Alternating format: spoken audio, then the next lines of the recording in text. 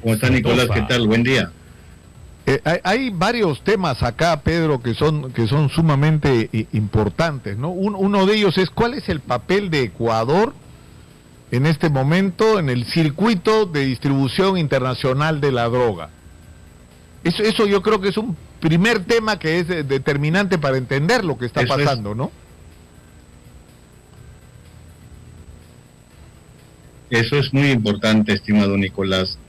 Recuérdese que hace años, estoy hablando antes de la pandemia, Ecuador era un país de paso, algo comparando con, por ejemplo, con un país vecino como Bolivia, que era hace 15 o 20 años.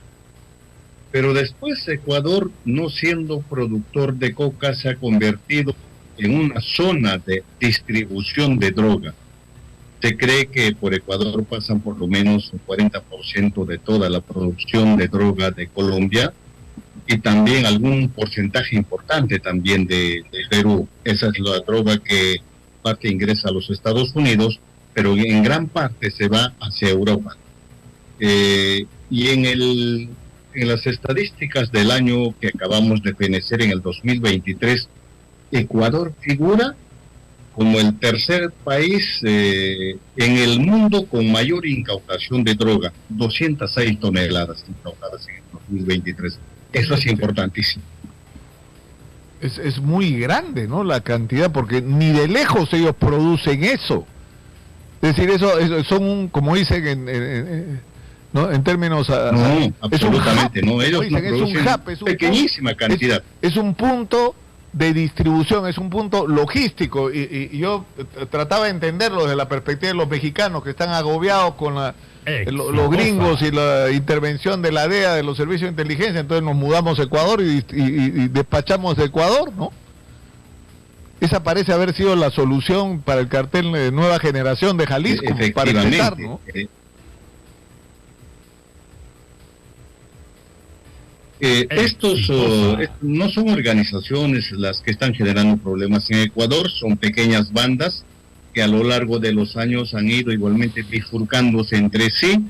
Sin embargo, la criminalidad transnacional que domina hasta ahora Ecuador es el cártel de Sinaloa en parte, Jalisco Nueva Generación, está también la mafia balcánica, y en pequeña dimensión también los resilientes de las FARC. Parte de esos resilientes de las FARC también ya ingresaron al Perú por la zona, por la frontera con Ecuador, especialmente por esta zona emblemática que es la cordillera del Cóndor. Yo denuncié todavía antes de la pandemia ese ingreso de los resilientes. Sin embargo, poco o nada se ha hecho hasta ahora. Ahora, el tema, la pregunta es ¿qué hacemos frente a esta situación? Porque lo que conversábamos con diversos voceros, representantes de diferentes instituciones en Ecuador, lo que resulta increíble es que lo de ayer los haya sorprendido. Es decir, se sabía, ¿no es cierto?, que había, pero lo de ayer ha sido una manifestación, una demostración de fuerza, y eso es una clamorosa falla de inteligencia. Y yo me temo que por ahí andamos, ¿no? Por ahí andamos nosotros, ¿no? En términos de falencias en el trabajo de inteligencia. Por supuesto que sí. Tenemos algo de similitud. Lo que ha pasado ayer, como el gobierno un poco ha intentado presionar, diríamos que en parte sale como una protesta criminal de estas pequeñas bandas que todavía no son bandas bastante organizadas. Por lo tanto, es posible golpear y terminar acudiendo al trabajo estructurado, muy bien estructurado de la Policía Nacional de Ecuador, obviamente con la colaboración también inmediata del Ministerio Público y del Poder Judicial. En nuestro caso, obviamente, nuestra policía tiene mayor capacidad. Las proyecciones, por ejemplo, me parece que en inteligencia policial en el Perú sí estamos avanzando bastante. Lo que pasa es que quienes aprovechan ese trabajo de inteligencia no lo están haciendo a la altura, incluida a la actual mandataria y al premier. Ahora, ¿qué hacer frente a esta situación? Porque las respuestas que salen en esa especie de manía por lo reactivo, es que se cierre la frontera y se declaren emergencia las provincias fronterizas. Ya, ¿qué vas a resolver con eso, no? Es decir, ¿no? O sea, ¿cuál es la estrategia? Porque... Eso es una acción reactiva. Pero habría que ver, pues, lo que pasa es que están viendo frontera sinónimo de la parte de la frontera principal y un poquito, por ejemplo, hacia Piura, pero no se está viendo la generalidad de la frontera. Por ejemplo, la cordillera del Cóndor. La cordillera del Cóndor está llena de minas de oro. Sí, claro.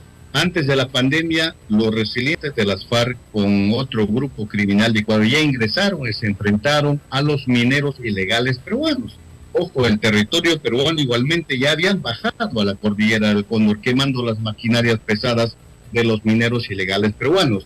Parte de todo ese río que se expande por el Amazonas también está creciendo bastante en el narcotráfico, todo con dinero que ingresa por esa zona, lamentablemente. Es decir, de la cordillera del Cóndor, porque yo en parte he viajado por esa zona, de la cordillera del Cóndor hacia el Perú, son apenas 2 ingresos. Si diríamos trocha sería mucho, pero de la cordillera del Cóndor, Pedésico creo que es, hacia el Ecuador son pistas de doble tránsito. Yo lo viví, mira, desde la época, escúchame, Pedro, en la época, mira, en la época de la guerra del CENEPA, los periodistas ecuatorianos iban en carro a la zona de guerra. Nosotros teníamos que andar 2 días. Era absurdo. Exactamente. ¿Por qué? Porque su sistema carretera es 10 veces mejor que el nuestro.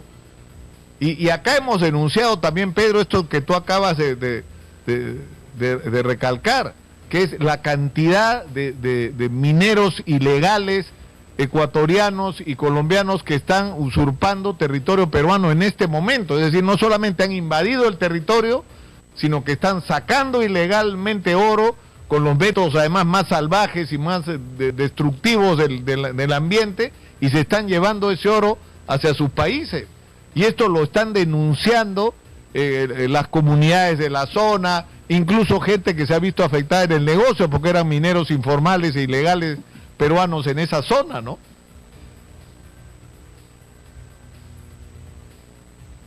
En gran parte de la cordillera del Cóndor, estimado Nicolás, existen más mineros ilegales, tanto de la parte peruana como también de la parte ecuatoriana. Incluso ellos quisieron apropiarse de toda la cordillera del Cóndor, que eran los que habían luchado, o sea, se hicieron pasar como ex militares ecuatorianos, y que tenían todo el derecho de hacer uso de esas bocaminas, pero simultáneamente ingresaron con gran cantidad de dinero y cerraron pues dragas en los diferentes ríos. Eso hasta ahora permanece. Lamentablemente también en gran parte la dirigencia de las comunidades nativas como los Aguajún han sido captados también por esas organizaciones que ingresaron desde hace años. Una última pregunta, Pedro, ¿qué se sabe sobre este Fito, alias Fito, José Adolfo Macías Villamar? ¿Quién es? ¿Por qué es tan importante? ¿A quién representa? ¿Qué sabes tú? Él ha sido líder de uno de, no diríamos organizaciones, sino bandas autóctonas locales. Él trabajó tiempo bastante con los choneros, pero efectivamente también sirviendo a los grandes cárteles. Me parece que primero trabajó con el cártel de Sinaloa como mediadores, luego también, ojo, en la minería ilegal del oro. El sicariato, la extorsión, que son prácticas que también se está utilizando en el caso peruano, y que poco a poco ha ido en parte fortaleciendo pequeñas bandas, no son todavía organizaciones, y eso siempre le han estado dando seguridad también. Y entonces en este caso él ha logrado su libertad. Hay una presión de parte del gobierno ecuatoriano, y obviamente estas pequeñas bandas salen pues a su estilo a intentar controlar el país. Y por suerte hasta ahora la policía ecuatoriana está reaccionando bien. qué situación la que estamos viendo. Ahora, ¿tú crees, para terminar, Pedro, que sea posible lo que alguna gente teme, es decir, que se traslade no solamente la actividad de estas organizaciones criminales, sino los niveles de violencia que están ocurriendo hoy en Ecuador, que se traslade eso hacia el Perú? Exitosa. Todo es posible, Nicolás. Lo que el Ejecutivo debería hacer inmediatamente ahora es activar obviamente todo el trabajo de inteligencia, fortalecer los trabajos especiales de la Policía Nacional, simultáneamente también de las Fuerzas Armadas. Ojo, estamos hablando de un territorio bastante amplio. No solo es la frontera con Ecuador, tenemos la frontera también con Colombia y la mayor extensión de más de 3 kilómetros con Brasil. Entonces, esas fronteras están a su suerte. Todo eso deberíamos hacer un trabajo mucho más especializado. Y ojo, que esta criminalidad hay que enfrentarla de una forma bastante coordinada entre por lo menos los países de América Latina. Pero inmediatamente, por ejemplo, hay que apelar a los esfuerzos que puede hacer Bolivia con todo lo que tiene, Ecuador, Colombia, Brasil, Argentina, entre otros. Pedro, te agradezco mucho, como siempre, por atendernos. Un abrazo.